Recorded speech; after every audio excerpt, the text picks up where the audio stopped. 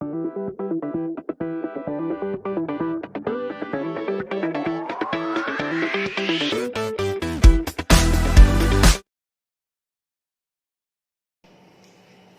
students, I welcome you all to my class.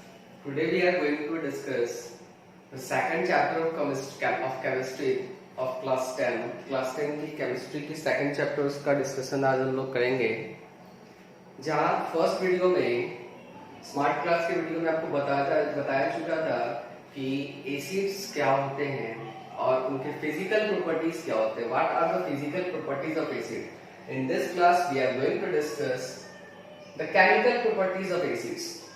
यहाँ हम लोग पढ़ेंगे इस क्लास में chemical properties of acids. Chemical properties of acids है क्या. तो सबसे पहला केमिकल प्रॉपर्टीज है, तो टॉपिक डालना है यहाँ पे केमिकल प्रॉपर्टीज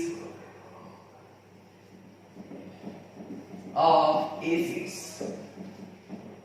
सबसे पहला केमिकल प्रॉपर्टीज है एसिड प्लस मेटल क्या बनाएगा.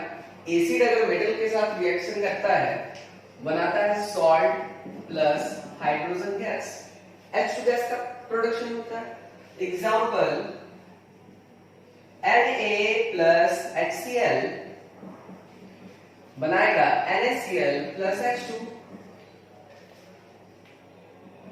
NaCl प्लस H2 बना लिया. एक और एग्जांपल देखो, Mg प्लस H2SO4 बनाएगा MgSO4 प्लस H2. यानी कि कोई भी एसिड मेटल के साथ रिएक्शन करता है तो क्या प्रोड्यूस करता है, hydrogen gas. What is common in this reaction, salt and hydrogen gas. Salt is formed and salt depends on which type of metals you are going to take in and which type of acid. तो यहाँ important ये है कि hydrogen gas का preparation होगा ही होगा, चाहे कोई भी सॉल्ट का, चाहे कोई भी एसिड्स ले लो या कोई भी मेटल्स ले लो. ठीक है. अब अगर हाइड्रोजन गैस है तो how will you identify that the gas that is produced in this reaction is a hydrogen gas, and how will you identify this. तो इसको हम आइडेंटिफाई कैसे करेंगे. तो आइडेंटिफिकेशन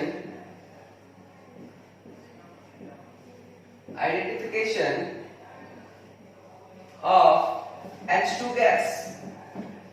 H2 गैस के लिए क्या आइडेंटिफिकेशन है, कैसे आइडेंटिफाई करोगे. तो H2 गैस के लिए क्या होता है, इट प्रोड्यूसेस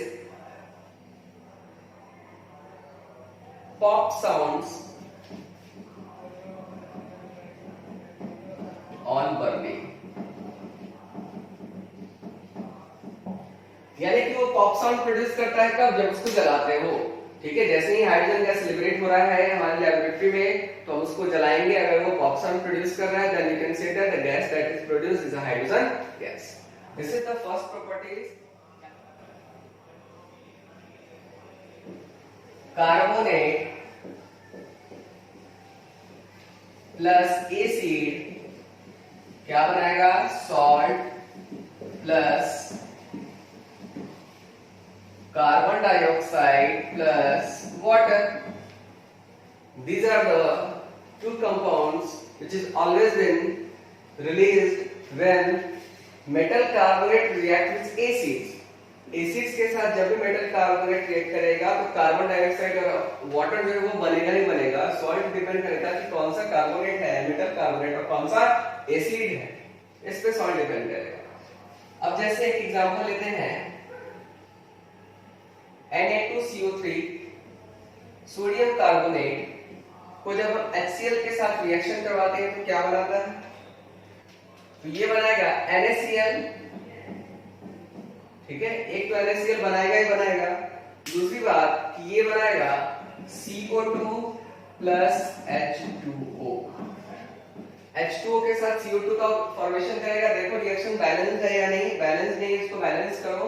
दो हाइड्रोजन है, सबसे पहले यहाँ दो लगा दो. दो हाइड्रोजन है, दो क्लोरीन है और दो सोडियम है, दो लगा दो. कार्बन एक था, ऑक्सीजन 3, बैलेंस हो गया हमारा केमिकल रिएक्शन. जिन्होंने बैलेंसिंग नहीं सीखा है जाकर के बैलेंसिंग ऑफ केमिकल रिएक्शंस का वीडियो देखो. गारंटी है कि वो समझ में आएगा और आसानी से सीख पाओगे। एक बैलेंसिंग ऑफ केमिकल इक्वेशंस का एक टाइप और बच गया है, जब ऑक्सीडेशन नंबर पूरा डिटेल में पढ़ाएंगे। ऑक्सीडेशन नंबर्स के द्वारा हम कैसे बैलेंसिंग करते हैं वो भी देखेंगे, उसका भी एक वीडियो आएगा। अब एक और एग्जांपल लेते हैं हम। Na2CO3 हो गया, CaCO3, कैल्शियम कार्बोनेट ले लो। अगर कैल्शियम कार्बोनेट को रिएक्ट करवाते हो HCl के साथ तो क्या प्रोड्यूस करेगा? CaCl2 बनाएगा, कैल्शियम क्लोराइड, और क्या कार्बन डाइऑक्साइड तो कंपलसरी है और वाटर तो कंपलसरी है। कार्बन डाइऑक्साइड वाटर तो फॉर्म होगा, साथ साथ CaCl2 का फॉर्मेशन होगा, कैल्शियम क्लोराइड का फॉर्मेशन यहाँ पे हो गया। रिएक्शंस देखो बैलेंस है या नहीं, तो क्लोरीन यहाँ पे 2 है, हाइड्रोजन 2 है, यहाँ 2 लगा दो, क्लोरीन 2 हो गया, कैल्शियम 1 है, ऑक्सीजन 3 है, कार्बन 1 है, तो रिएक्शन हमारा क्या हो गया? बैलेंस हो गया। आगे बढ़ते हैं, थर्ड नंबर पे metal hydrogen carbonate plus acid. Metal hydrogen carbonate अगर एसिड के साथ रिएक्ट करेगा तो क्या बनेगा? Salt plus carbon dioxide plus water. तो दोनों ही रिएक्शन में देखो कि चाहे वो मेटल कार्बोनेट हो जाए या मेटल हाइड्रोजन कार्बोनेट हो जाए, क्या फॉर्म कॉमन है? Carbon dioxide water, carbon dioxide water. दोनों ही में कार्बन डाइऑक्साइड वाटर का फॉर्मेशन होगा, चाहे वो मेटल कार्बोनेट ले लो या मेटल हाइड्रोजन कार्बोनेट ले लो। एग्जांपल देख लो, NaHCO3, NaHCO3 sodium hydrogen carbonate इसको हम कहते हैं या सोडियम बाइकार्बोनेट कहते हैं। इसको जब HCl के साथ रिएक्शन करवाएंगे तो बनाएगा NaCl, क्या प्रोड्यूस करेगा? CO2 और H2O तो प्रोड्यूस करेगा ही करेगा। रिएक्शंस देखो बैलेंस्ड है या नहीं, 2 हाइड्रोजन रिएक्शंस आपका बैलेंस है। एक और एग्जांपल देख लो, CaHCO3 होल टू HCl के साथ रिएक्शन करवाओ, यानी कि ये कैल्शियम बाइकार्बोनेट है, कैल्शियम हाइड्रोजन कार्बोनेट है यहाँ पे, तो बनाएगा CaCl2 plus CO2 plus H2O। यानी कि दोनों रिएक्शंस में देख पा रहे हैं कि CaHCO3 हो जाए, HCl के साथ रिएक्शन करता हो, CaCl2 बनाएगा, CO2 बनाएगा और H2O का फॉर्मेशन करेगा यहाँ पे कैल्शियम बाइकार्बोनेट। तो जो हमारा सॉल्ट है वो किस पे डिपेंड कर रहा है कि कौन सा हम कार्बोनेट ले रहे हैं और कौन सा एसिड ले रहे हैं। बाकी का ये जो कार्बन डाइऑक्साइड और वाटर है ये क्या है? कंपलसरी है, यानी कि दोनों रिएक्शंस में क्या होगा? ये कॉमन होगा। तो जब भी इस तरह का रिएक्शंस आ जाए, metal carbonate, metal hydrogen carbonate, आपको 2 बात पता होनी चाहिए, कार्बन डाइऑक्साइड और वाटर, और बाकी का ये सॉल्ट है वो जो कैल्शियम हमारा मेटल है, और यहाँ जो क्लोराइड जो होगा या जो भी हमारे एनायनिक होंगे वो इसके साथ क्या करेगा? कंबाइन कर लेगा। और ये सॉल्ट का प्रिपरेशन तो देख चुके थे, किसका प्रिपरेशन, यानी कि हाइड्रोजन गैस का आइडेंटिफिकेशन देख चुके थे। Now we are going to discuss how will you identify carbon dioxide gas. कैसे कार्बन डाइऑक्साइड गैस को पता करेंगे कि वो कार्बन डाइऑक्साइड गैस ही है। Identification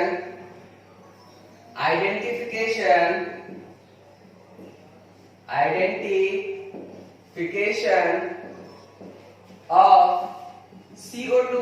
How will you identify that gas that is released in these reactions, in the previous reactions, is a carbon dioxide gas? कैसे पता करेंगे? तो इसके लिए हमको क्या करना होगा कि जो आपका स्लैक लाइन है, जो आप पढ़ चुके थे, line water CaOH2, chapter number 1 में बताया गया था कि जब क्विकलाइन कार्बन डाइऑक्साइड यानी कि वाटर के साथ ऐड होता है तो बनाता है CaOH2 बनाता है, कैल्शियम हाइड्रो ऑक्साइड्स का फॉर्मेशन कर लेता है CaOH2, इसको हम लोग कहते हैं लाइम वाटर। तो CaOH2 जिसको हम कहते हैं लाइम वाटर, ये जब CO2 के साथ कंबाइन करेगा तो बनाता है CaCO3। क्या है ये? व्हाइट प्रेसिपिटेट है, व्हाइट प्रेसिपिटेट। बताए थे प्रेसिपिटेट क्या होता है? एक इनसॉल्युबल सब्सटेंस रिएक्शंस के दौरान क्या होता है? फॉर्म हो जाता है। तो CaCO2 बनाया और साथ साथ क्या प्रोड्यूस करेगा? वाटर। H2O बनाएगा, CaCO3 के साथ क्या बनाएगा? वाटर। H2O का फॉर्मेशन करेगा। तो क्या होता है कि जैसे ही लाइम वाटर में कार्बन डाइऑक्साइड को ऐड किया गया, व्हाइट प्रेसिपिटेट बनाया, और इसी की वजह से जो हमारा सॉल्यूशंस है वो क्या हो जाता है? मिल्की हो जाता है। क्या हो जाता है? सॉल्यूशंस मिल्की हो जाता है। अगर कैल्शियम हाइड्रोक्साइड यानी कि लाइम वाटर के साथ कार्बन डाइऑक्साइड का रिएक्शन करवाया गया, पास करवाया गया कार्बन डाइऑक्साइड को इससे, तो अगर सॉल्यूशन मिल्की हो गया तो हम कह सकते हैं gas that is produced in the laboratory during the reaction is a carbon dioxide gas. What will happen with excess carbon dioxide passes through with lime water? अगर हम इसी CaCO3 के साथ CaCO3 के साथ H2O डाल दिए और साथ साथ अभी भी कार्बन डाइऑक्साइड हम क्या कर रहे हैं, प्रोड्यूस, यानी कि इसको सप्लाई कर रहे हैं कार्बन डाइऑक्साइड, अभी भी हम ऐड करते जा रहे हैं, कंटिन्यूअस ऐड करते जा रहे हैं, तो कैल्शियम हाइड्रोजन कार्बोनेट का फॉर्मेशन करेगा, जो कि क्या है, सॉल्युबल कंपाउंड है। अब सॉल्यूशन जो होगा वो बन जाएगा कलरलेस।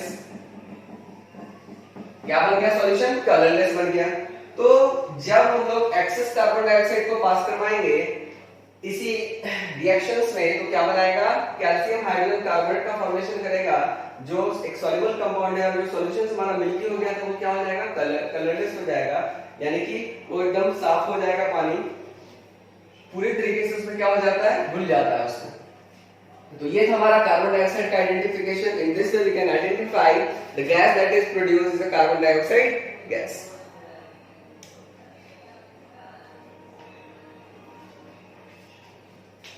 कह सकते हैं कि ये कलरलेस हो सकता है, या हम बोल सकते हैं क्लीन हो जाएगा। ठीक है, सॉल्यूशन क्लीन हो जाएगा, कलरलेस होगा कंपाउंड, क्लीन हो जाएगा, जो हमारा मिल्की था वो क्लीन हो जाएगा। आगे बढ़ते हैं। ये फोर्थ प्रॉपर्टीज हमारा है एसिड प्लस बेस। क्या है, एसिड प्लस बेस क्या बनाएगा, सॉल्ट प्लस वाटर। एसिड और बेस आपस में रिएक्ट करेगा तो सॉल्ट एंड वाटर का फॉर्मेशन करता है। इसी रिएक्शन को क्या कहते हैं हम लोग, न्यूट्रलाइजेशन रिएक्शन।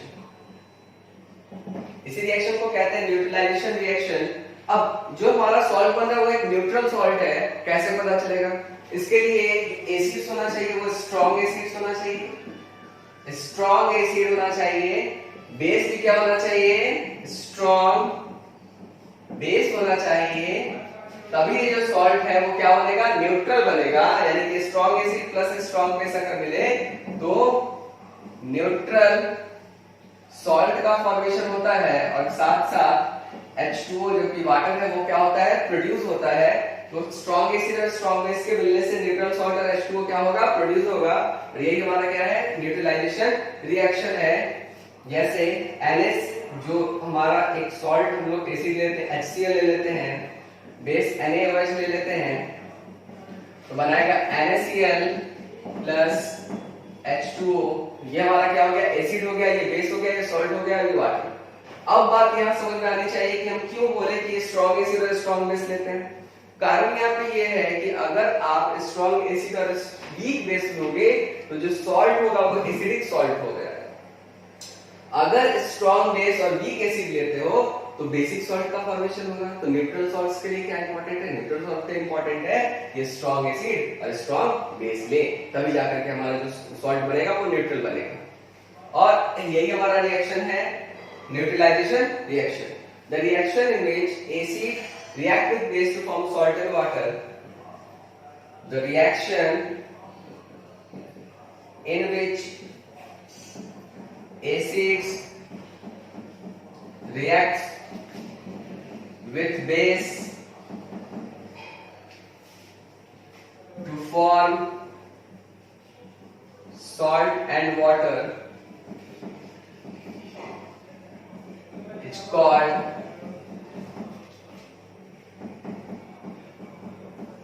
neutralization reaction.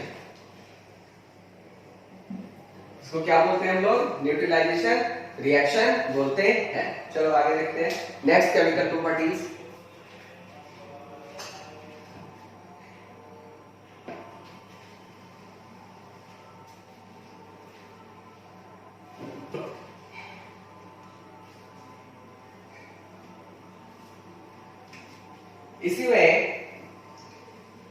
इसी में अगर हम बात करें फिफ्थ नंबर की, कि जब मेटल ऑक्साइड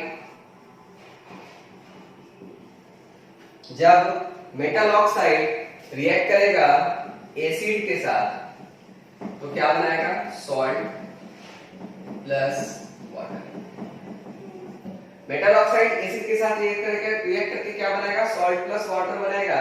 हम कह सकते हैं कि मेटल ऑक्साइड क्योंकि ये एसिड है, सॉल्ट और वाटर तभी बनता है जब न्यूट्रल हो। इसका मतलब कह सकते हैं we can say that metal oxides are basic in nature. Metal oxides are basic in nature. Metal oxides क्या होते हैं, बेसिक इन नेचर होते हैं। अगर बेसिक नहीं होता तो क्या हम कह सकते थे कि सॉल्ट एंड वाटर बनेगा, नहीं कह सकते थे। बेसिक इन नेचर है तभी तो एसिड को न्यूट्रलाइज कर रहा है, सॉल्ट एंड वाटर का फॉर्मेशन कर रहा है। एक रिएक्शन हम लोग देख लेते हैं, CuO मेटल ऑक्साइड, एक रिएक्शन हम लोग देख रहे हैं CuO plus HCl, CuCl2 plus H2O का यहाँ फॉर्मेशन हो रहा है। यहाँ दो लगा दो, दो कार्बन दो हाइड्रोजन, सॉरी दो कॉपर हो गया, एक कॉपर हो गया, दो क्लोरीन हो गया, दो हाइड्रोजन हो गया, एक ऑक्सीजन हो गया। रिएक्शन क्या हो गया, हमारा बैलेंस्ड हो गया। यही हमारा था chemical properties, fourth chemical properties जो हम लोग डिस्कस कर चुके हैं। तो हम कह सकते हैं यहाँ से metal oxides are basic in nature. Why metal oxides are basic in nature? तो इंपॉर्टेंट बात है कि मेटल ऑक्साइड जो होते हैं वो एसिड के साथ रिएक्ट करके सॉल्ट एंड वाटर का फॉर्मेशन करता है। That's why we can say that metal oxides are basic in nature. Metal oxides क्या होते हैं, बेसिक इन नेचर होते हैं, याद रखना ये बात।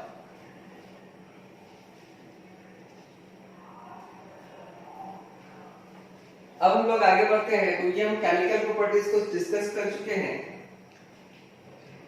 अब एक कुछ बात हम लोग एसिड्स के बारे में जानते हैं।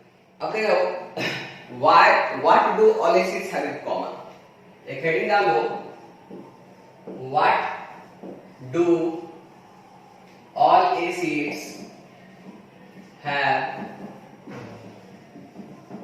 In common. सारे में क्या कॉमन होता है? सारे एसिड्स में ऐसी कौन सी कॉमन बात है जो हम कह सकते हैं कि सारा एसिड्स है? एक कॉमन बात है, वो जान लो कि जब भी HCl कोई भी एसिड लेते हो वो वाटर में डालने पर वो आयोनाइज हो जाता है। क्या प्रोड्यूस करता है? H प्लस आयन प्रोड्यूस करता है और plus Cl minus ion produce करता है, यानी कि आयोनाइज हो जाता है। जब भी एसिड रिएक्ट करेगा, इसको वाटर में हम लोग डालते हैं तो ये H प्लस आयन प्रोड्यूस करता है, इसको बोलते हैं हाइड्रोजन आयन। ठीक है, या हम लिखते हैं इसको ये जो H प्लस है, एसिड से हमारा H प्लस किया, वाटर में क्या बनाता है, H3O प्लस का फॉर्मेशन करता है। अगर तुम एक्वस लिखते हो तो H प्लस के साथ हमेशा एक्वस होगा, यानी कि वाटर इसमें हम शो कर रहे हैं। और यहाँ H3O प्लस लिख रहे हैं तो एक्वस लिखने की आवश्यकता नहीं है, ये खुद एक हाइड्रोनियम आयन है। यानी कि जब भी एसिड, कोई भी अगर एसिड हो, वो अगर वाटर में जाता है तो अपने प्रॉपर्टीज को कैसे शो करता है, तो H प्लस आयन प्रोड्यूस करके। जितने H प्लस आयन प्रोड्यूस करेगा उतना ज्यादा वो स्ट्रॉन्ग एसिड्स बना जाता है, यानी कि जितना वो टोटली कंबाइन कर पाएगा वही उतना स्ट्रॉन्ग एसिड्स कह सकते हैं। अगर हम केमिकल प्रॉपर्टीज की बात करें, केमिकली बात करें, तो जो कंप्लीटली आयोनाइज जाता है या लार्ज अमाउंट में H प्लस आयन प्रोड्यूस करता है, हाइड्रोजन आयन का फॉर्मेशन करता है, उसको बोलते हैं स्ट्रॉन्ग एसिड्स। और जो पार्शियली आयोनाइज होता है और जो ज्यादा हाइड्रोजन आयन प्रोड्यूस नहीं कर सकता है, उसको बोलते हैं वीक एसिड। तो इसी के आधार पे हम लोग देखते हैं स्ट्रॉन्ग एसिड्स और वीक एसिड। ये सबको समझ में आ गया होगा। स्ट्रॉन्ग एसिड्स क्या होता है? The acid which is completely ionized and produces large amount of hydrogen ion। ठीक है, the acids which is completely ionized and produces large amount of hydrogen ion को हम लोग बोलते हैं strong acids। जैसे HCl जो होता है वो aqueous में टूट जाता है और H प्लस आयन प्रोड्यूस करता है और Cl माइनस आयन प्रोड्यूस करता है aqueous में। ठीक है, आयनिक कंपाउंड का फॉर्मेशन कर लिया, यानी कि आयन में वो डिसएसोसिएट हो गया, कंप्लीटली आयोनाइज हो चुका है। तो हम लोग कह सकते हैं कि ये क्या हो रहा है, हमारा फॉर्म हो रहा है कंप्लीटली आयोनाइज होकर के H2SO4 हो गया या HNO3 हो गया, सारे हमारे प्रोड्यूस करते हैं। HNO3 की बात कर लो, nitric acid H+ NO3 minus, ठीक है, एक्वस में, इसी को लोग हाइड्रोजन आयन कहते हैं, हाइड्रोनियम आयन कहते हैं। वीक एसिड्स क्या होंगे?